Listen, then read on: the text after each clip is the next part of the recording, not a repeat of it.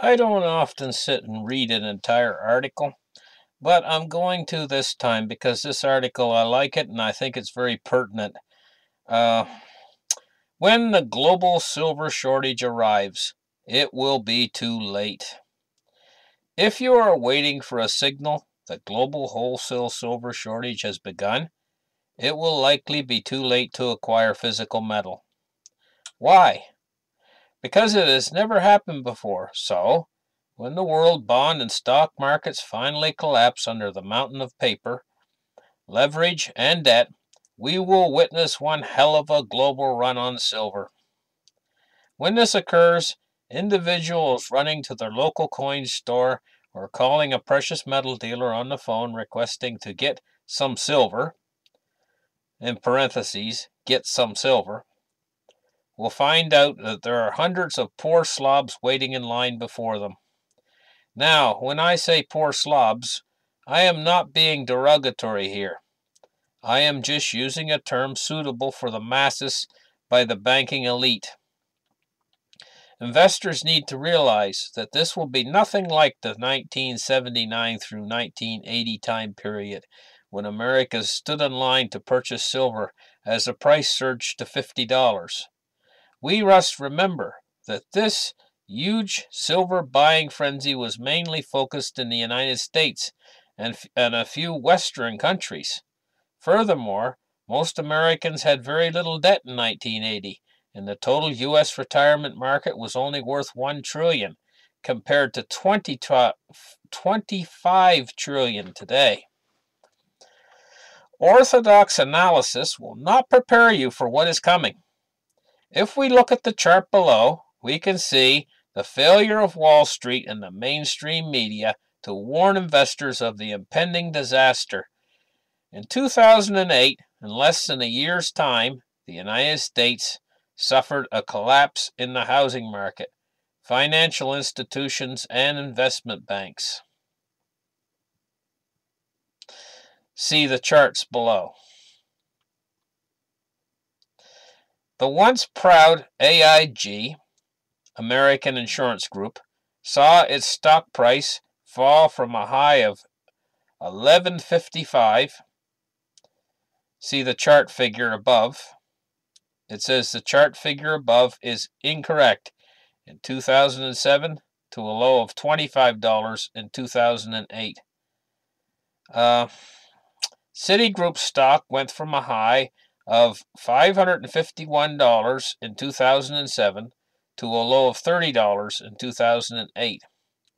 Even though Citigroup stock has gone up a bit lately, its current price of $55 is still 10 times less than it reached in 2007. You see, this was a market that went rotten. It went rotten virtually overnight. Here's another chart showing the same kind of slaughter.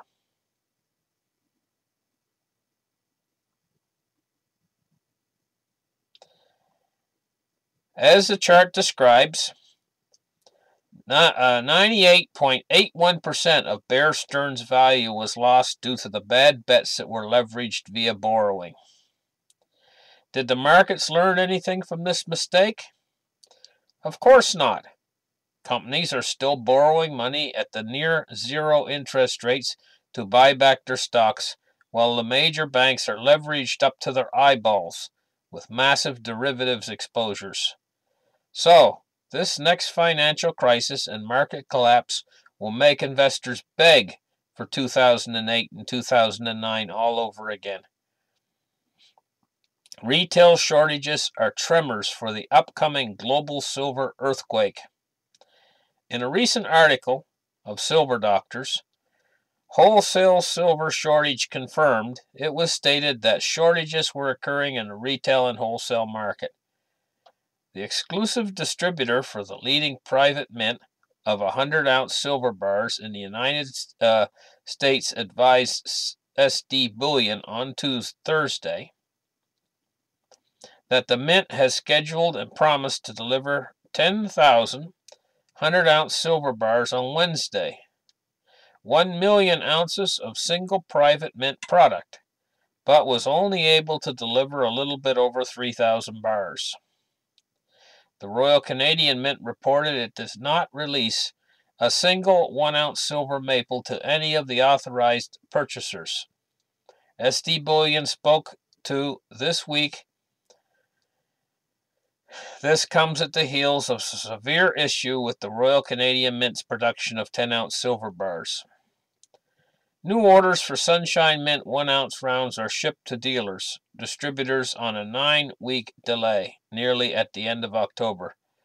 The third largest U.S. wholesaler, distributor of precious metals with 21 warehouses, usually stocks to the rafters with bullion. Advised SD Bullion, they have been cleaned out. Many readers responded to this article by saying a wholesale shortage only occurs when it takes place in the 1,000-ounce silver bar market. Braun Shook-Issy from the Perth Mint also responded with the following remarks in an article, Coin Shortage Facts, telling the real shortage from a capacity shortage.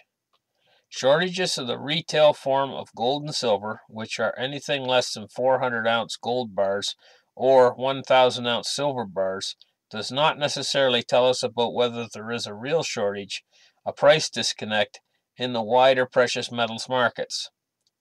Retail shortages to date have reflected a shortage in production capacity rather than a shortage of wholesale gold or silver. The question is, how can I tell if it's a real shortage or just a production capacity shortage?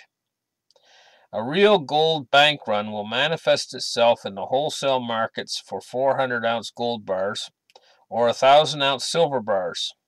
So to identify a real physical paper disconnect occurring, you need to look at the premium above spot for 400-ounce bars of gold or 1,000-ounce bars of silver. Let me start off by saying I agree with Braun that a chronic wholesale shortage will occur in the larger 1,000-ounce bar market. Braun goes into detail in the article describing how retail bar and coin products may be in short supply, but investors can still purchase 1,000-ounce silver bars on the wholesale market without delay. However, when the shortage makes itself shown to the wholesale 1,000-ounce bar market, it will be too late, folks. So, to sum it up, what they're saying here is when the shortage finally hits the 1,000-ounce bar market and the 400-ounce silver bar market, if you haven't bought your silver by then, they're saying here, it will be too late, folks. In other words, you're not going to get any.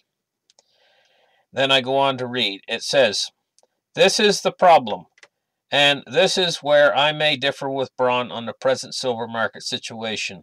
While Braun and many others who say we need to see a shortage of 1,000-ounce silver bars for a real shortage to occur, unfortunately, this is a signal that tells us that the ship has already sunk. Investors need to realize that the market has suffered several retail silver shortages since 2008. You need to understand that these were tremors for the massive earthquake that is to come. Who wants to wait for an earthquake to get prepared? Folks, these huge spikes in retail and minor wholesale are demanding and blinking red lights and sirens going off, warning of the major global silver run in the future. Silver has the highest concentration of short positions versus days of production than any other commodity. This chart says it all. According to the data found on sharelnx.com, the top 8 traders held a concentrated short position equal to 181 days of global silver production. Compare this to platinum at 119 days, palladium at 95 days, gold at 65 days, copper at 10 days, and oil at a paltry 3 days. See the chart. Basically, the top 8 traders are short half a year's worth of world silver mining supply. That's a great deal of leverage by these traders as the world enters into the next financial collapse.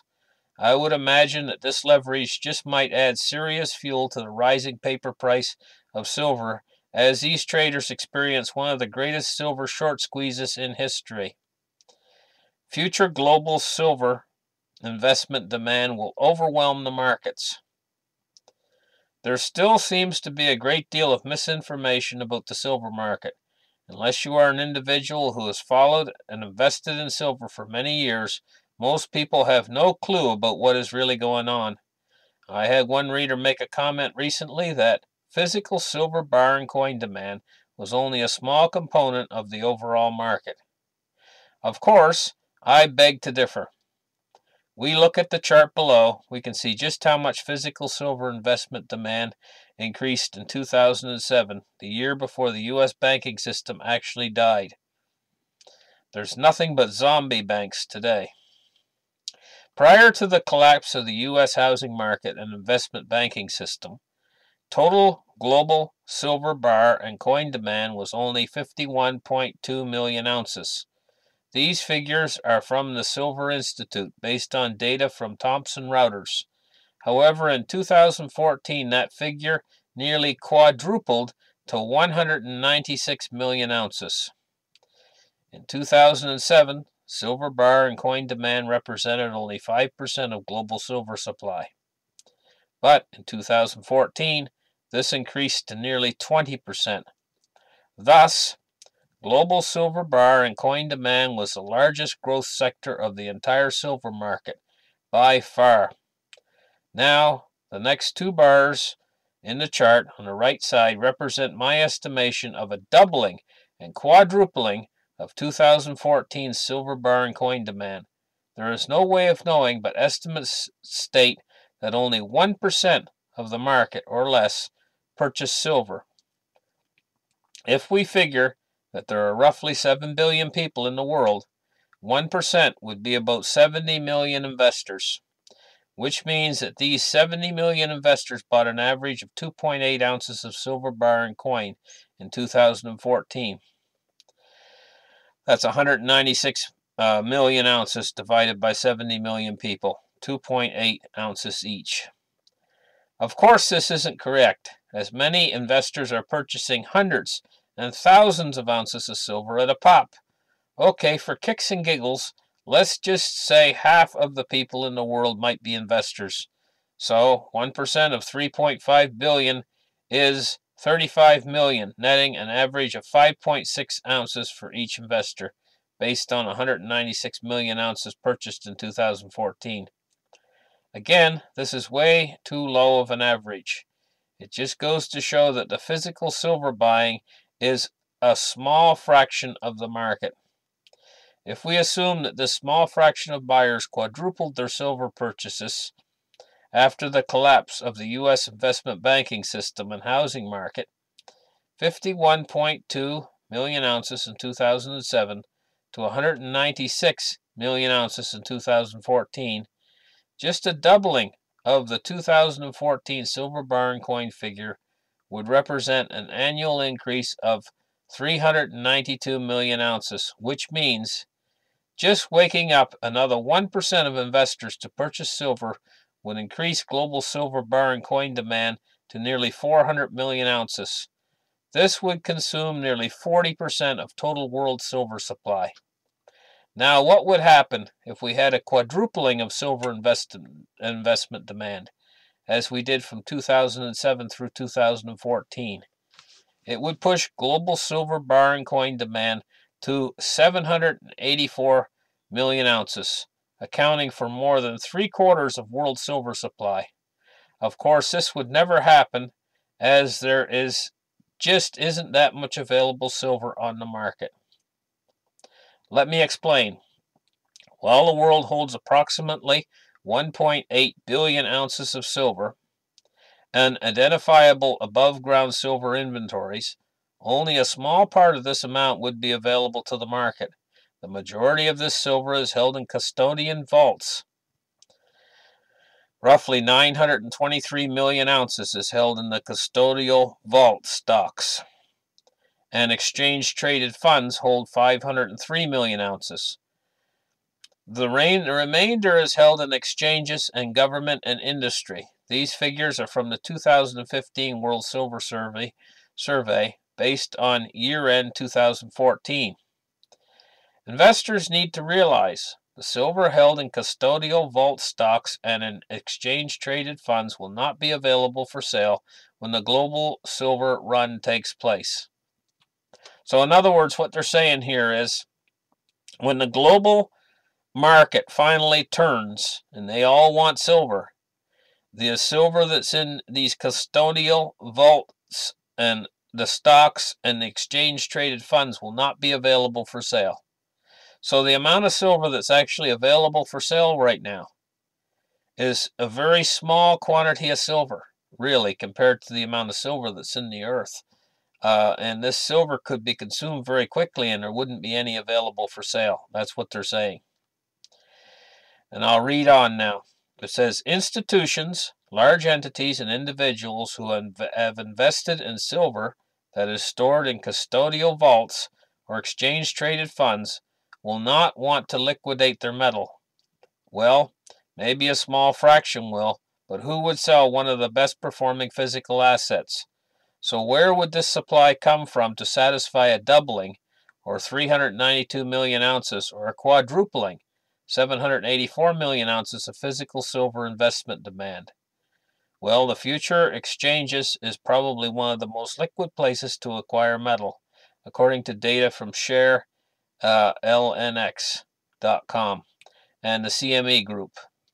There is only 178.8 million ounces of silver held at the world's exchanges. Now, these are the only exchanges that provide public data on silver inventories. Okay, see the chart below.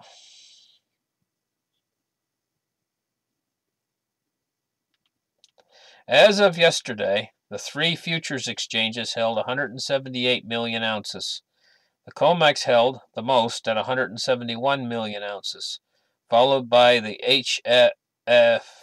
SHFE, Shanghai Future Exchange, with 7.6 million ounces, and the TOCOM in Japan, with a lousy 156,000 ounces. However, the COMEX stores its silver in two categories, 115 million ounces in the eligible category, and 55 million ounces in the registered category. We must remember that the registered category is the only silver ready for delivery into the market. Eligible silver can become registered and deliverable if the owner of the silver declares it's soluble at some price. How many investors who have had their silver stored at the COMEX in the eligible category will offer up their metal during the global run on silver? I would imagine only a very few.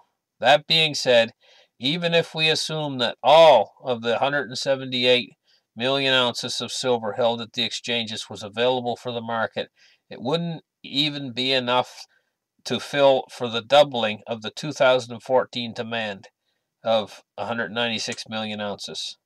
So I believe when we finally see a mad rush into physical silver on a global scale, it would be quite difficult for the market to supply the 392 million ounces of physical bar and coin demand, which means a quadrupling to 784 million ounces would be virtually impossible. This huge increase in physical metal demand would cause severe stress on the markets, which would push the price of silver to levels never thought imaginable. Investors don't want 1,000-ounce silver bar parking lot bumper-sized silver bars. Except for a few individuals, most investors want to purchase smaller silver bars and coins. Even wealthy investors rather own either 100-ounce bars or smaller coins such as monster boxes of silver eagles, maples, or Philharmonics. Who wants to haul around a 1,000-ounce parking lot bumper-sized silver bar that weighs 65 pounds? So, when extremely wealthy individuals or mom-and-pop investors want to acquire silver, they are going to call up a dealer and order standard investment bars and coins. So it makes sense that these retail silver products will show shortages first. When I talk to some of these larger dealers, they have clients purchasing 6- and 7-figure single orders of gold and silver. These investors aren't buying 1,000-ounce bars of silver, but rather the 100-ounce bars, or smaller denominations of coins and rounds. If we are already seeing a backlog of weeks or months for some retail silver products, when the shortage finally makes its way into the 1,000-ounce bar market, it will be too late. So trying to determine the difference between a product shortage and a global wholesale shortage will become meaningless when the latter arrives. Trying to time the market to purchase silver may be one hell of a lousy investment strategy. I want to conclude this article by saying, if you are trying to time the market to purchase silver, you may be making one hell of a lousy investment strategy.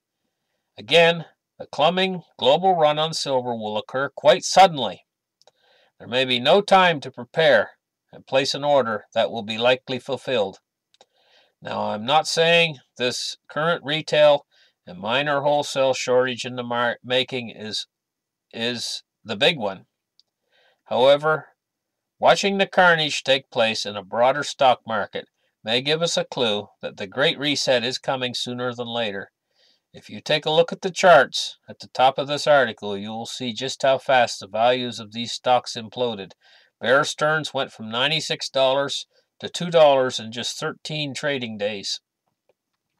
I believe this is how the next global financial and economic collapse will occur, because the amount of leverage is so much more extreme today than it was in 2008. We are going to see market volatility like we have never seen before. Lastly, there is no way to predict how the future unfolds in this highly leveraged debt-based financial system. Some analysts may see articles stating that the current silver shortage are guilty of propagating hype. I don't see it as hype, but rather as a valuable information describing what has taken place in the physical silver market of investments. Who ever heard of a large shortage of retail silver jewelry or silverware? Investors need to wake up to important information that is right in front of them.